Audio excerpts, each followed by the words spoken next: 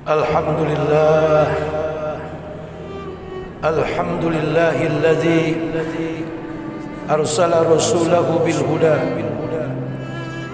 basyiran wa nadhiran wa da'iyan ila Allahi bi iznihi wa sirajan munira. Ashhadu an la ilaha illallah wahdahu la syarika lahu al-khaliqul a'la.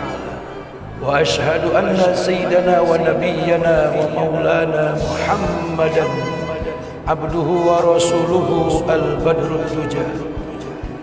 اللهم صل وسلم وعظم وكرم وبارك على هذا النبي الكريم سيدنا وحبيبنا وشفيعنا وقرة أعيننا ومولانا محمد الدر الأزهر والياقوت الأحمر والنور الأظهر وسر الله الأكبر وعلى آله وأصحابه وأزواجه وذرياته وأهل بيته الكرام من يومنا هذا إلى يوم المحشر. أما بعد فيا عباد الله أوصيكم ونفسي بتقوى الله. Ittaqullaha haqqa tuqatih wa la tamutunna illa wa antum muslimun. Hadirin ma'asyiral muslimin, jamaah sidang salatul Jum'ah Masjid Agung Al-Ikhlas. Semoga kita semuanya mendapatkan rahmat Allah, ampunan Allah, berkahnya Allah Subhanahu wa taala, sehingga kita menjadi orang-orang yang dimuliakan oleh Allah, oleh para malaikatnya, dicintai oleh segala makhluk, dan bisa hidup bersama-sama dengan bersahaja dan saling menebar cinta dan kasih sayang di tengah-tengah manusia. Saudara hadirin ma'asyiral muslimin rahimakumullah, bahwa kita ini adalah termasuk umat yang dipilih atau umat yang terpilih dari sekian banyak umat para nabi dan rasul yang diutus. Hanya umat Nabi Muhammad lah umat yang banyak mendapatkan keringanan demi keringanan, dispensasi demi dispensasi yang diberikan Allah Subhanahu wa taala. Tapi itu pun banyak di antara kita yang mengaku umatnya Nabi Muhammad yang mereka enggan ataupun malas untuk melakukan ibadah. Saudara, memang Rasul sallallahu alaihi wasallam mengajarkan kepada kita tentang akhlakul karimah, akhlak yang mulia, akhlak yang luhur. Apa itu akhlak yang luhur? Ucapan dan perbuatan kita seirama. Apa itu akhlak yang luhur? Amanat dan tidak berkhianat dan lain sebagainya. Tapi saudara-saudara, dengan kata lain, hidup ini nggak cukup dengan benar. Benar, baik, jujur, itu bagian daripada akhlak, buahnya daripada ibadah.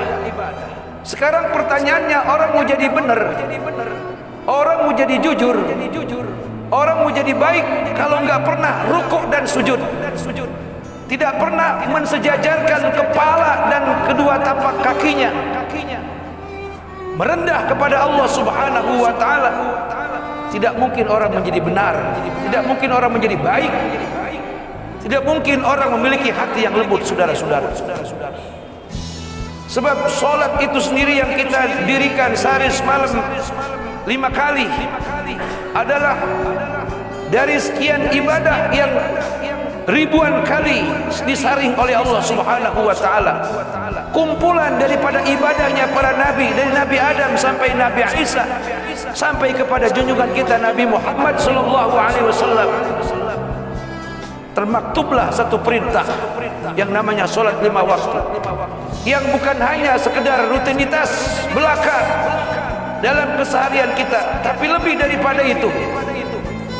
Orang-orang yang sudah baik solatnya, orang-orang yang sudah nyampe ke langit sholatnya, alias dia sudah mi'raj dengan sholatnya. Ketika dia selesai menunaikan sholat, maka dia menoleh ke kanan, menoleh ke kiri. Itu artinya orang yang sudah bagus sholatnya, yang sudah baik sholatnya, yang sudah khusyuk sholatnya adalah orang yang menjaga akhlak. Lalu dikatakan dia menjadi orang yang jujur, berusaha untuk jujur, berusaha untuk tidak berkhianat, berusaha untuk menjadi baik, berusaha untuk menjadi sabar, dan lain sebagainya daripada sikap ataupun sifat yang diajarkan maupun yang dicontohkan oleh Allah dan Rasulullah. Itulah kesempurnaan daripada manusia. Sebab saudara-saudara, banyak orang yang berkata, walaupun gak sholat kan yang penting baik. Saudara-saudara, baik dari mana? Walaupun gak sholat yang penting kita gak pernah ngerugiin orang. Walaupun kita gak sholat yang penting kita tidak pernah menyakiti orang. Baik dari mana saudara-saudara? Sedangkan sholat itu sendiri merupakan sentral daripada ibadah. Bisa dinaikkannya amal kita di hadapan Allah Subhanahu wa ta'ala gara-gara atau dengan sebab satu perintah amalan yang namanya sholat 5 waktu. Posisinya memang di rukun Islam yang kedua, tapi seluruh dalam rukun Islam dari mulai syahadat, zakat, puasa, haji, semuanya bermuaranya, bersumbernya daripada satu perintah ibadah sholat 5 waktu. Jadi saudara-saudara, benar apa yang dikatakan Allah dalam firman-Nya. Orang yang dengan sholatnya dia berusaha untuk jadi baik. Orang yang dengan sholat 5 waktunya, dengan sholat Jumatnya dia berusaha untuk menjadi orang-orang yang jujur. Orang yang dengan sholat 5 waktunya dia berusaha sebagai dia orang yang kaya untuk jadi orang yang dermawan, tidak bakhil. Orang yang dengan sholat 5 waktunya, sholat Jumatnya, qiyamul lail, dia berusaha untuk menjadi ayah-ayah yang baik, untuk menjadi anak-anak yang soleh.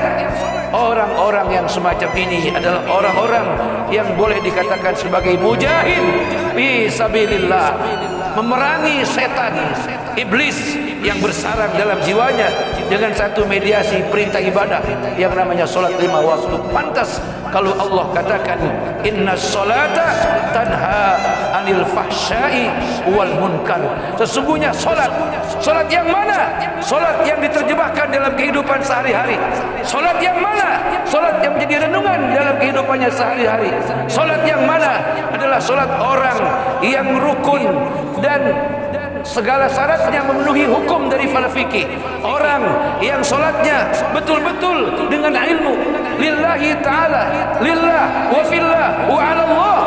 Bisa jadi saudara-saudara, sholatnya akan menjaga dirinya, sholatnya akan mendorong dirinya untuk kepada jalan-jalan yang direstui, diridhai oleh Allah Subhanahu wa ta'ala.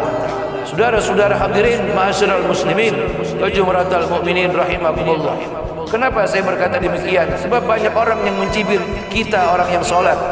Percuma kalian sholat, percuma kalian sholat tapi bakhil gak hilang-hilang dari diri kalian sebagai orang kaya. Percuma kalian sholat tidak bisa menahan amarah. Percuma kalian sholat. Banyak cibiran-cibiran seperti saudara-saudara yang kita terima, tapi kamu tidak pernah berbuat adil kepada keluargamu.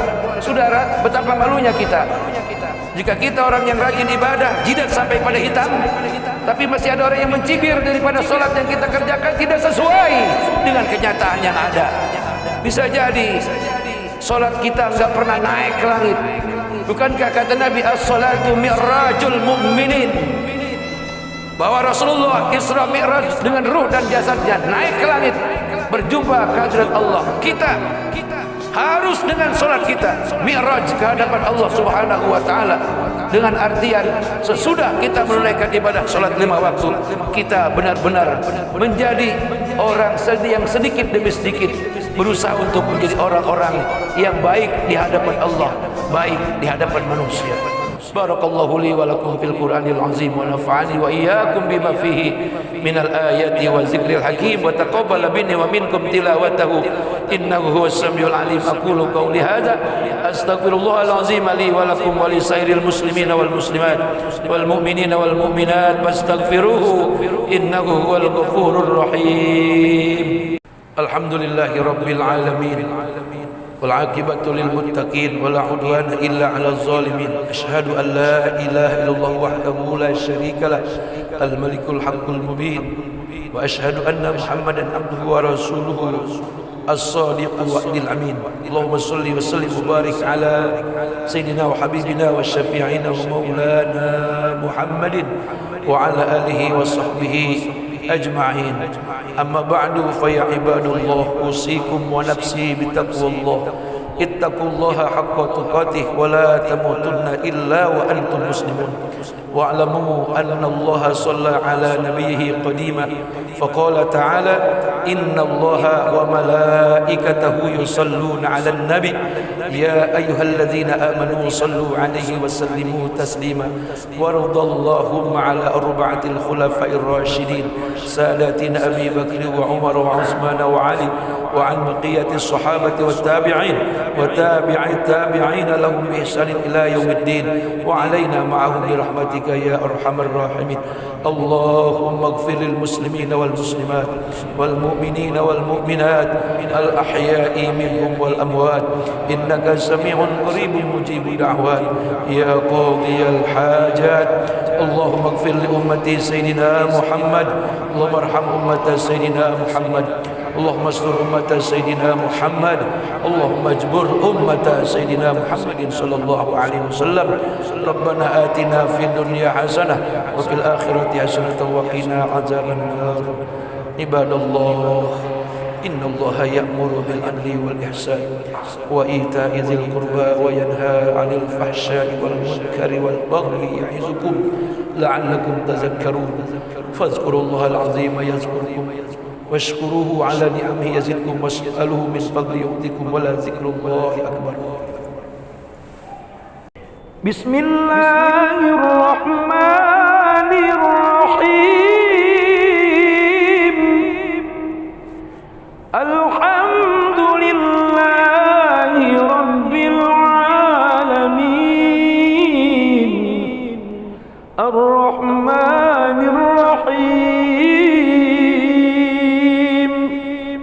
مالك يوم الدين. إياك نعبد وإياك نستعين. اهدنا الصراط المستقيم صراط الذين أنعمت عليهم غير المغضوب عليهم ولا الضالين.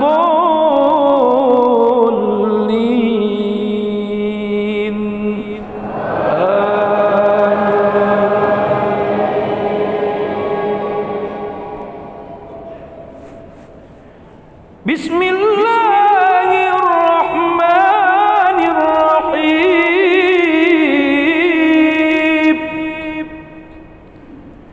محمد رسول الله والذين معه أشداء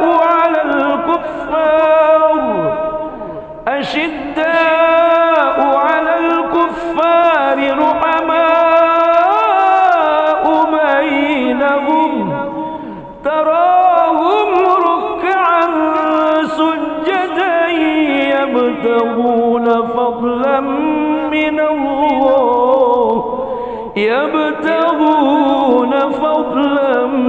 من الله ورضوانا.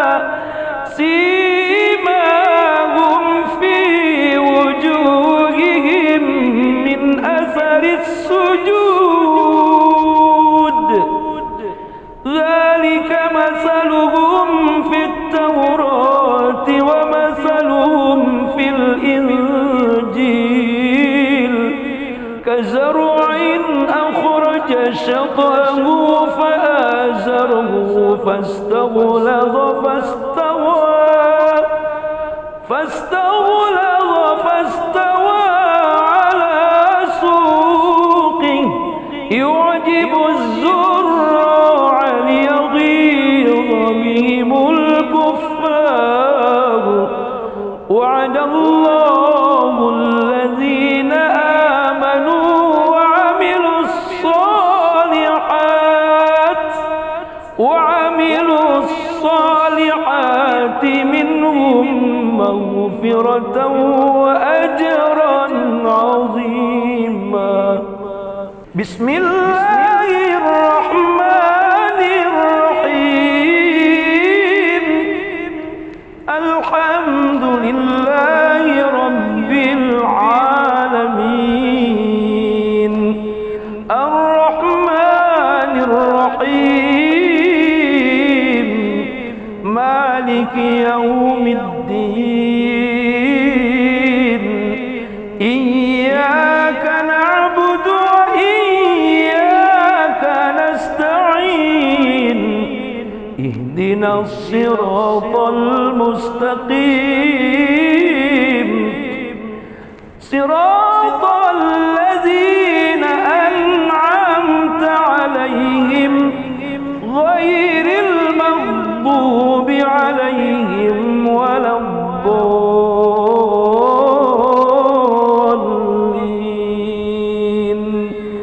آمين.